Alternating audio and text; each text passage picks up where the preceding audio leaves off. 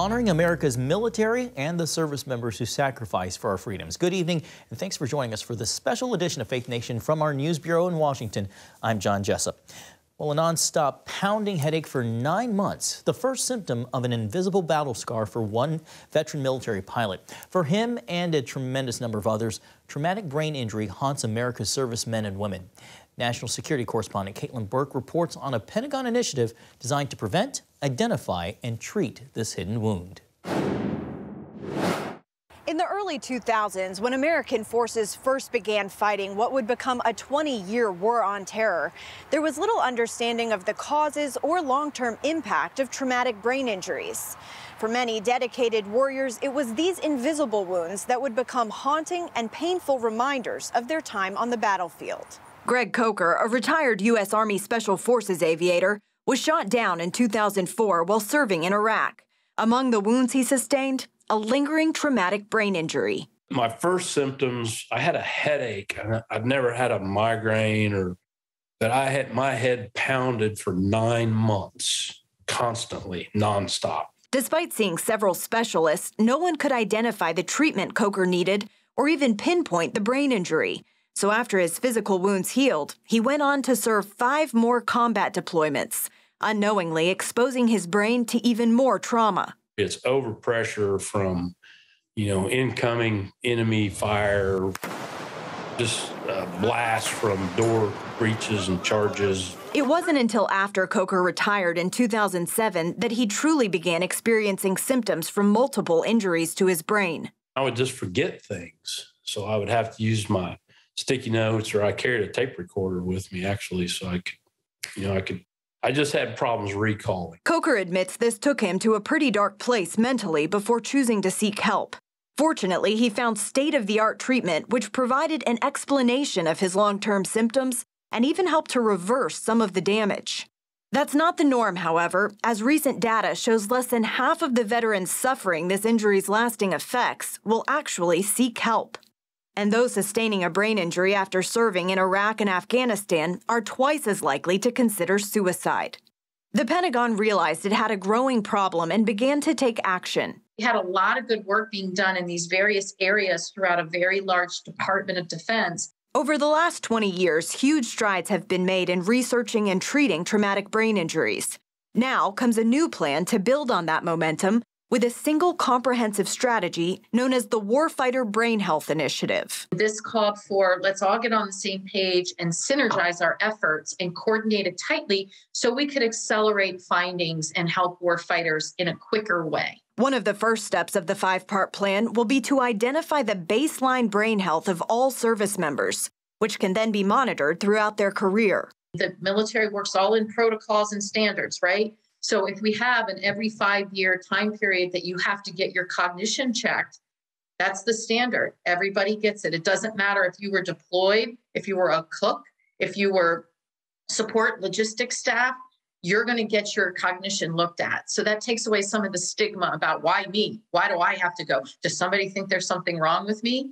And we find that there's better compliance that way. Policies will also be developed to prevent, identify, and treat brain damage caused in training as well as combat. Some of the technology that's part of this program as well, like putting blast sensors on and looking at how much blast energy goes to the body, warfighters are already making changes when they are out in the field conducting field activities because they see the numbers and they say, whoa, that's a little high. I need to stand back more. Or maybe we only need 3 people here and not 4 people here. Some of the Pentagon's progress in this area comes from research into chronic traumatic encephalopathy, or CTE, the brain disease associated with many NFL players. With these repetitive insults over time, the disease can be triggered and then it can progress all the way to dementia and death at the end stage of the disease. Veterans have also been diagnosed with this serious neurodegenerative disease, which currently can only be found post-mortem. And this plan also puts all that under one roof so that as we get findings, we can try to do something much earlier than finding it when somebody's passed away and you look at their brain tissue. For years, veterans like Coker have been advocating for this kind of support from the top. And while he says it's long overdue, he believes these new policies could save lives. You can't control enemy incoming weapon systems or whatever the case, but we sure can. We sure can put in safety standards and things like that to ensure that everybody's safe.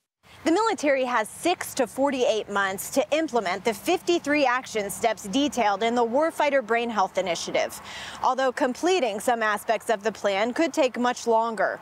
For example, obtaining brain assessments of all personnel, new recruits, active duty, National Guard, and reserves could take about 5 years. A long undertaking expected to pay off in the time and investment. Caitlin Burke, CBN News, Washington. Thank you, Caitlin. Coming up, from the battle scars of physical war to spiritual warfare. Meet a Green Beret on the front lines, fighting to bring faith into war-torn Ukraine. Well, welcome back. Millions of Americans in uniform fought in the global war on terrorism, battling abroad in response to protect the homeland. Today, some of them are standing with the people of Ukraine to defend their homes against Russian aggression. Chuck Holton introduces us to one U.S. Army Green Beret in Ukraine who's there to do battle, but not in the traditional sense. Sergeant First Class Christian Hickey is a former Marine who went on to join the Army as an elite Special Forces Green Beret. When war broke out in Ukraine, Hickey felt he had to do something, but fighting wasn't part of his calling. I wasn't called here to fight. I wasn't called here to shed any blood. I was just called here to tell people about blood that was shed for them a long time ago. That calling led to concern from his superiors over a U.S. National Guardsman working in Ukraine. Nevertheless, God opened the doors for him to go. I'm not here representing the United States military. I'm not here representing my command. I'm not here representing the National Guard. I'm representing as an ambassador of Jesus Christ, and that's exactly what I'm doing here as a missionary in Ukraine.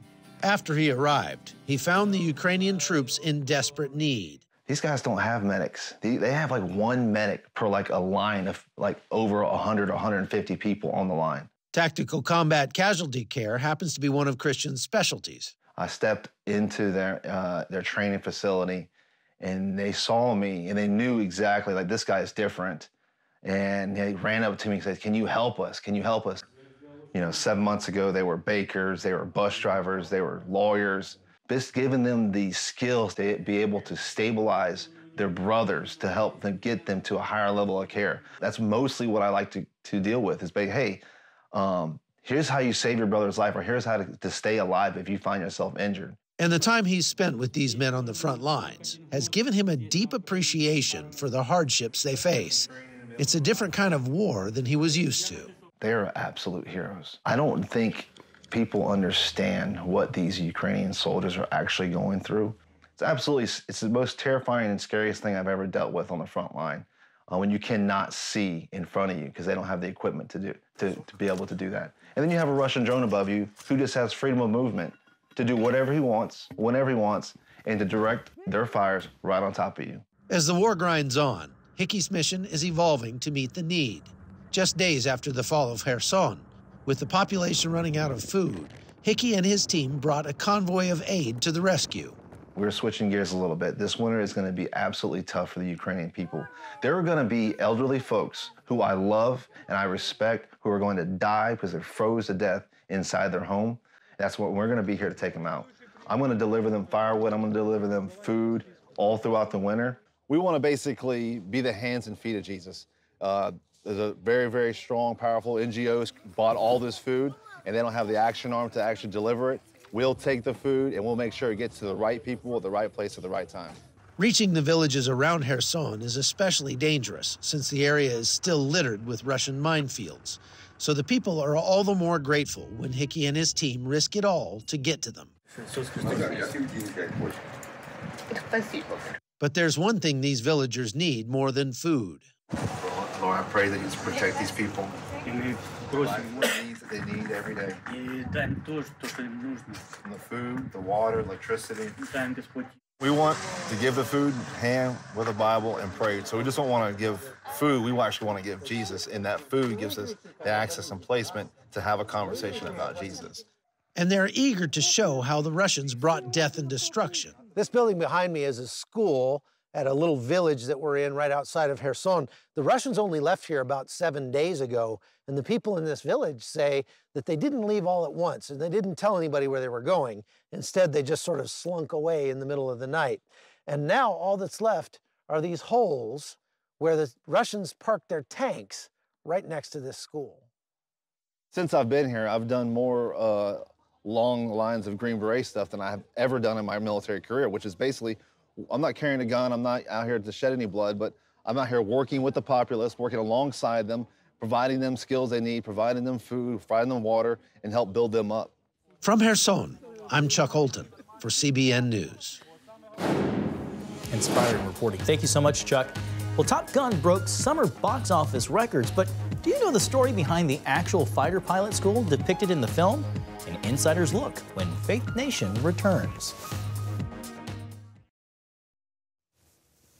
The Vietnam War exposed a major problem for the U.S. Navy. Enemy pilots were shooting down American planes at an alarming rate. So the Navy turned to a young pilot who started an advanced school for air-to-air combat. As CBN's Heather Sells reports, that school would become known as Top Gun. You may remember the 1986 movie Top Gun. It brought national attention to the Navy's elite fighter pilot school. I feel the need for speed. But it didn't tell the whole story. The story begins in 1956, when Dan Pedersen began flying for the Navy.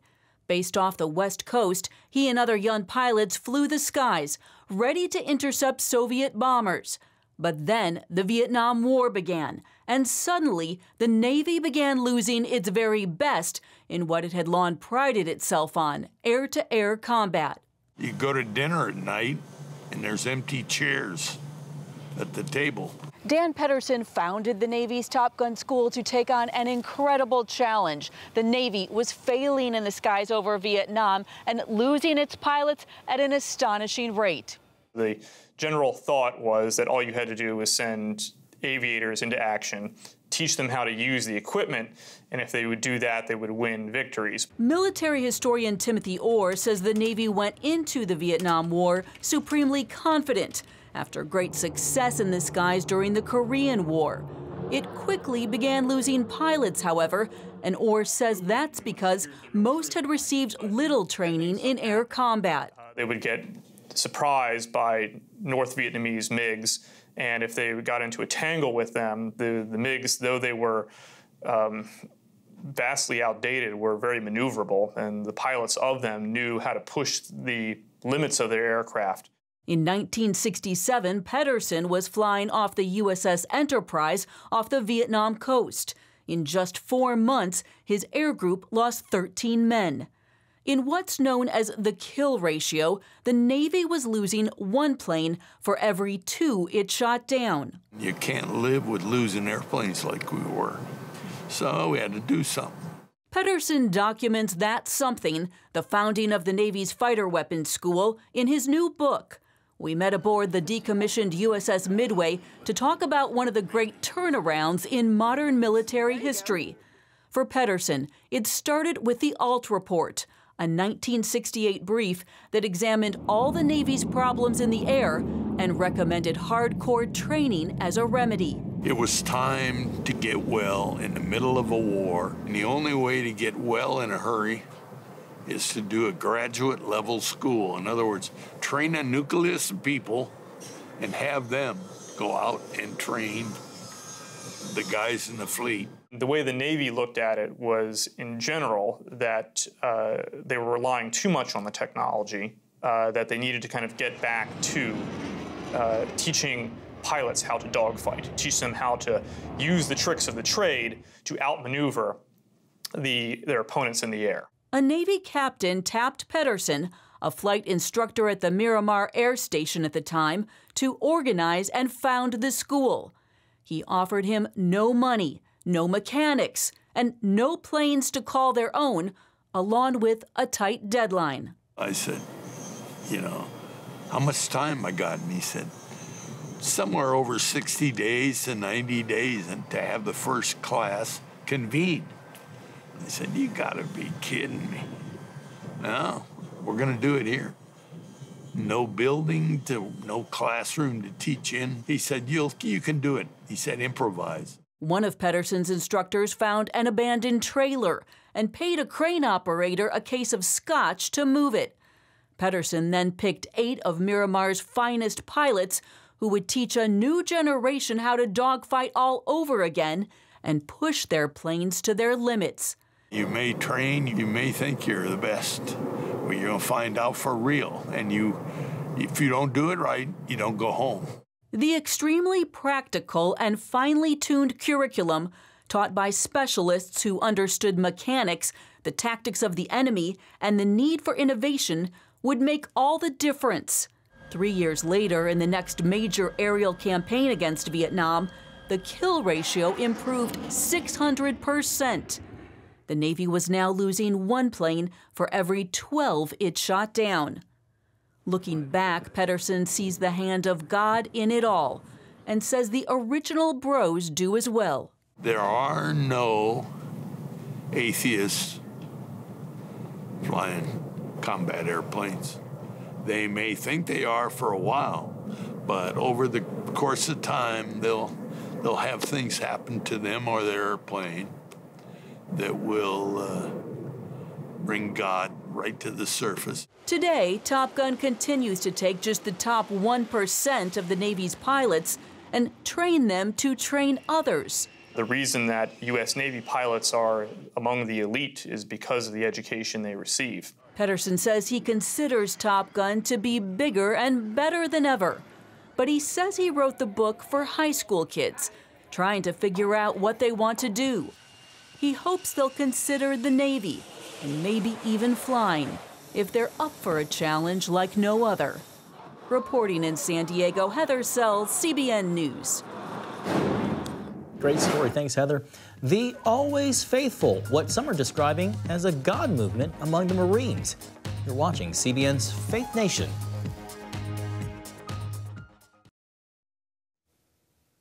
Honor, courage, and commitment, core values of the United States Marines. And while those in the ranks of the Corps are considered some of the toughest around, many rely on faith in something much more powerful to complete their military service. CBN's Mark Martin traveled to a South Carolina boot camp with a story of how some describe God on the move among young Marines. It just feels super honorable to have that title, United States Marine. CBN News caught up with Jacob Watson as he was about to graduate from boot camp. He's following in the footsteps of both his parents. It's like something I will never forget or take for granted. Plus, some of the stuff that I've learned was like stuff I never thought I could do. So it was really a blessing to be able to conquer most of these things that I was afraid about at first. But thanks to the Marine Corps, I was able to do. Watson points to his Christian faith for helping him stay the course. Without a doubt, the only way I believe at least I got through this was faith in Christ. Because a bunch of this stuff, like I said, mentally was, kind of scary and intimidating. But, faith, I'll tell you what, it gets you a long ways. It's the same story for others here at the Marine Corps Recruit Depot in Parris Island, South Carolina. Throughout boot camp, reading my Bible and praying, it seemed to help me a lot. And I remember thinking maybe I can't go through this. But I remember just thinking, well, if I have come this far, then God can definitely get me through the rest of it. Through forming week, I was really just in my head, really, and I needed some help. We went to church, and I was praying to the Lord at night, and I was asking for some words of encouragement. And that next day, 3 songs back to back, just you're an overcomer. He's in a fight. You're in the fight to the final round. So I fought all the way throughout boot camp. Here's the chapel at Parris Island Marine Corps Recruit Depot. There are 9 chaplains on duty at this installation, and one of their roles is to make sure that every person has the right to practice his or her faith and is free of discrimination. I'm ensuring that their First Amendment right is being constitutional right is being protected to exercise their religion. Lieutenant Dawn Ashley is one of the 9. I care for them, and that sometimes is through counseling, a lot of times through counseling here at Parris Island, because it's boot camp and they're stressed a lot of depression, a lot of anxiety. So we care for them pastorally also. She said, I wrote this down when you said it, and I meditate on it. I pull it out when I'm having a hard time. I pull it out when things feel like they're really closing in on me, and it gives me a sense of hope. And so as a chaplain, that was one of those moments where I realized that the work that we do really does impact people. It really does kind of buoy their spirit and help them grow in their walk of faith. Those who we get the honor of serving here, regardless of their faith, we have found that spirituality plays an important part. And for those that are Christians, we've really seen how they have received breakthrough from all of their past challenges, breakthrough while they're here, and we see them really evolve to their higher level of self through Christ Jesus. And we're so honored that we get to love on them, to support them, and to walk alongside with them in this journey. A lot of times they run away from the faith. They get here and they think they can do it on their own, and they quickly understand that they can't do it on their own. They need God. They need that connection with God. And so a lot of them come back to their faith while they're here. Jesus means everything to me. As a drill instructor, Staff Sergeant Evelyn Espinal must be tough as nails to train these recruits. Still, she faces difficult times and shared how the love and strength of God gets her through. It was a very, very, very emotional time for me. I don't cry often, but when it comes to God and Jesus, I bawl my eyes out. And I needed that. I really needed that. I needed that strength to push through because I was struggling. It was my first years as a drill instructor. Those are the hardest years. Captain Stephen Sigmund hopes how he lives his Christian faith will be seen and possibly inspire fellow Marines. Definitely not perfect by any means. No one really is, and Christ did not expect that out of folks either. But to be able to, maybe one person at a time, have someone look at you and say, you know, they are different. There's something that's maybe different about them. And hopefully letting some form of Christ in me manifest itself to be able to have an example that maybe I'm making an impact on one person in each unit that I go to. Allowing his faith to make an impact, an action Sigmund describes as fulfilling God's calling to be the change or light in the world. Mark Martin, CBN News, Parris Island, South Carolina.